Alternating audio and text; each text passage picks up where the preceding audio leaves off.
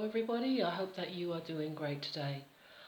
Continuing on from my last video, I'm going to start with some more thoughts on Revelation chapter 1 and verse 7. And there we see that Christ, it says, is coming with the clouds. And again, this tells us Christ is not going to come in a bodily form. We can see from Revelation chapter 12 onwards, he describes himself in a spirit form in the last days. And we can cross-reference that with Matthew chapter 25, where he sends forth his angels to gather together chosen ones. And he's obviously, it's Matthew chapter 24, in verse 31, where it says he will send forth his angels with a great trumpet sound, and they will gather his chosen ones. So really, from his lofty heavenly position, he's able to command these angels. So we know that he is, without a shadow of a doubt, he's not coming back in the physical form. And also, it's the idea of him coming with the clouds and every eye seeing him. So, say for example, where I live, I'm not too far from Luton Airport, and I see the planes.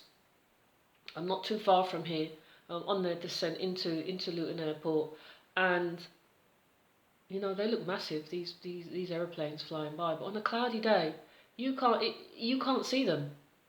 I mean, it does really kind of like amaze me when that happens. You can hear the sound of this aeroplane, but you look up in the sky and you can't see it. And so Christ's coming is going to be like that. There'll be signs and evidence of it, but you won't literally visibly see him in a physical form.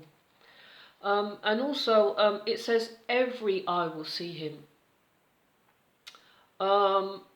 Now, I spoke in a previous video about all the tribes of the earth beating themselves in grief because of him. Now, not everybody on the planet is going to suddenly recognize Christ. Billions of people around the globe. It's not going to happen. The tribes of the earth are the ones who are standing on the sure and solid foundation of truth. That is the earth. It's unshakable. The Revelation goes on to speak about earthquake, and ones who were standing on the sure and solid foundation of elementary truth won't fall when that earthquake happens. So yeah, the earth here is, I believe it's speaking about basically Watchtower. Because the Watchtower is the ones who've taken the liberty and privilege of standing upon this elementary truths of God's word. But where it speaks about every eye will see him, I believe that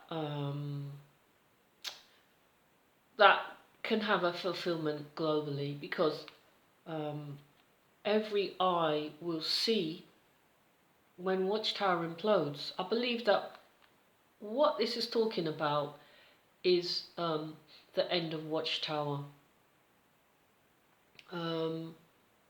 Every eye will see him.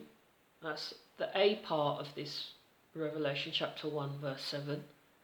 And the B part, when it speaks about ones from all the tribes of the earth beating themselves in grief because of him, that has to do within the organisation of Watchtower.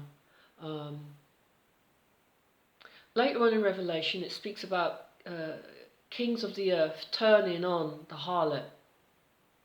And I believe that what this is talking about is a mutiny within Watchtower is going to happen and bring it down. The kings of the earth that turn against the harlot, who's riding the beast, basically what that is I'm getting muddled. I'm going back to what I said before. I understand the book of Revelation, but I find it difficult to explain. And basically, Revelation chapter 1, verse 7, I see so much in there. Just that one little verse. Every eye will see him, yeah. But then I'm saying, well, no, all the tribes of the earth and every single person on the planet, they're not going to see him. So there's two things going on here. Every eye will see when Watchtower falls, when Watchtower dismantles itself. I believe that there's a Ninevite, that's a way of putting it, there's a Ninevite event going to happen within Watchtower. I believe the leadership will be forced out. There'll be a new temporary leadership who will dismantle the organization. Yeah, that temporary leadership, I believe they are the eighth king that's mentioned later on in the book of Revelation. They'll have a temporary authority over the organization. They'll reveal everything that we already know as ex-Jehovah's Witnesses, which brings about this tribes of the earth beating themselves in grief. Witnesses will come to the realization that we already are as ex-Jehovah's Witnesses. And basically what it means, it will be the dismantling of Watchtower. It will be a time to say goodbye. Goodbye means God be with you. And I believe with this new temporary eighth king, they will instruct in all of Watchtower's errors, and they will, as other scriptures say, they will be gone, they will be dissolved. Watchtower will be dissolved by itself amongst its own members, will see to its destruction. I see that in that verse, and if you don't see that in that verse, then I get it, you know, I understand. But maybe you will as we go through the rest of the book of Revelation, and maybe you won't. Maybe I've got it entirely wrong. But that's what I see in that verse for today. Anyway, and also again, just the idea that those who pierced Christ by piercing his followers, I believe that's in harmony with Matthew chapter 26 and verse 64, where Christ said, from henceforth you will see the Son of Man coming on the clouds of heaven. Yeah, and from the first century, Christ came through his followers. And he said, just as lightning flashes over from eastern parts and shines out to western parts, so the presence of the Son of Man will be. And that was the situation from the first century until now. There was this flash of light where an individual or a group rejected the church of the day and really studied the scriptures and upheld what was in the scriptures. There have always been these little pockets of people and individuals down through time, and they were those flashes of lightning. But that was a time of darkness. Yeah, so that flash of light went until it reappeared again at another age, another era. But in the Lord's day, a day star rose. Yeah, so a faint glimmer of daybreak on the horizon has happened since the late 19th century, and these elementary truths have never disappeared, and that is a fact. They've always been here since the mid to late 19th century, as I've said before, albeit covered in a load of muck by thanks to Watchtower. Anyway, Revelation chapter 1 verse, moving on, Revelation chapter 1 verse 8. I am the Alpha and Omega. And again, I have discussed in a previous video how Trinitarians misapply this verse here to Christ. If you take, for example, the firstborn from the dead in Revelation chapter 1 and verse 5, we know you must apply that in context, because literally it was the widow of Zarephath's son. At 1 Kings chapter 17 and verses 17 to 24, this boy literally was the firstborn from the dead. But we know within context that Christ was the firstborn from the dead in the fullest sense, that he was raised and he never died again. So this Alpha and Omega, we know can be said to apply to Christ in a different context. It applies to Father in one sense, and it applies to Christ in a different sense. And we know that this is not talking about Christ at Revelation chapter 1 verse 8, because we know from Revelation chapters 4 and 5 that Christ is not the Almighty. He approaches the throne of the Almighty, just as he got this vision from the Almighty, as we can see in Revelation chapter 1 verse 1. It really is quite silly when you actually stop and think about it and examine the scriptures. I mean, it's quite silly that this teaching that the Trinitarians promote, that Christ is the Almighty because of Revelation chapter 1 verse 8.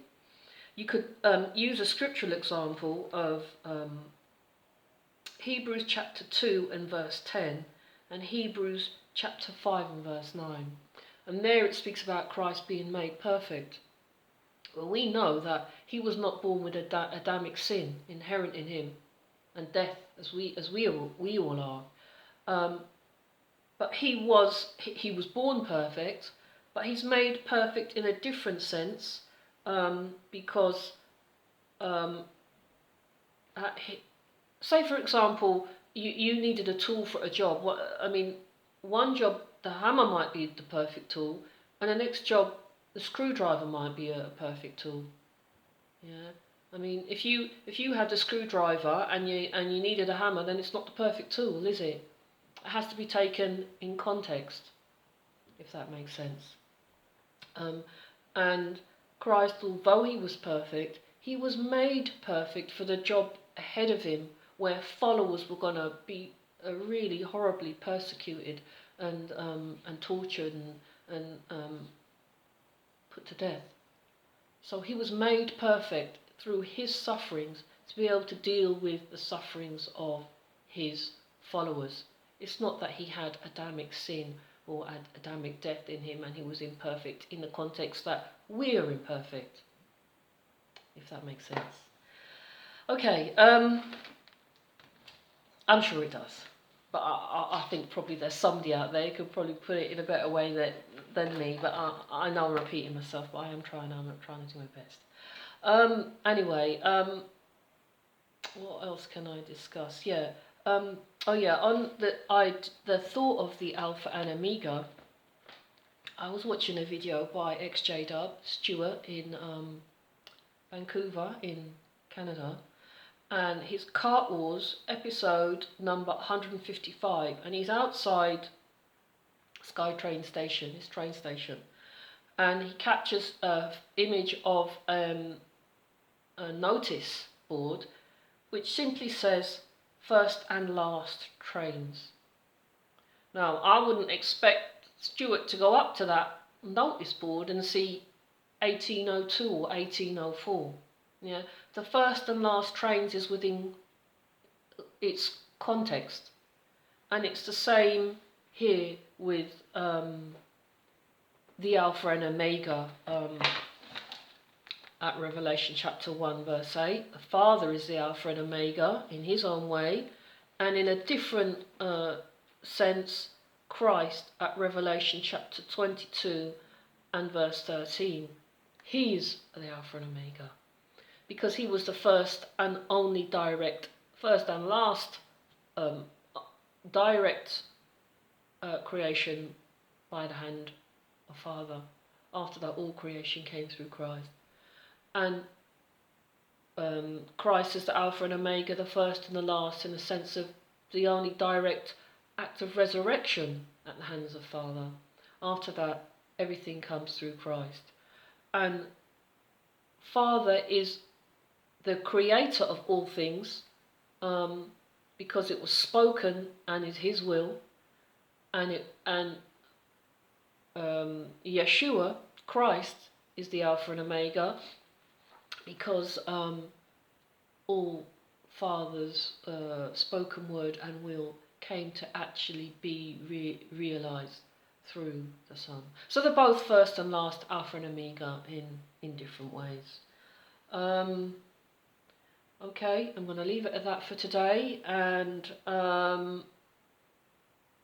hopefully we will get on to looking at this image of Christ as a mighty spirit being eventually. Alright, thank you for your time. Bye for now.